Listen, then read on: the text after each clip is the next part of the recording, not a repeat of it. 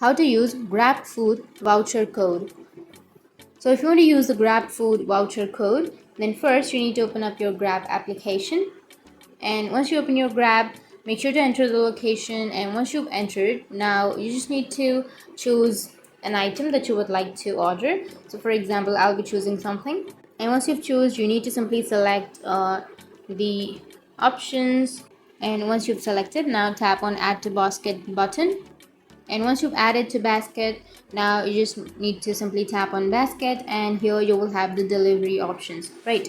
So you just need to enter your location where you would like to deliver, and after that you need to scroll down, and here you will have use offers to get discounts on the bottom of your screen. So tap on that, and here you will have your Grab gift, your pickups, and RM1 off.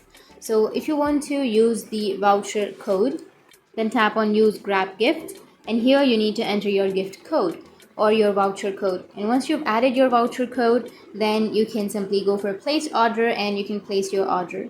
So that's how you can use your Grabfood voucher code. And if you have any questions, feel free to comment below. Thanks for watching.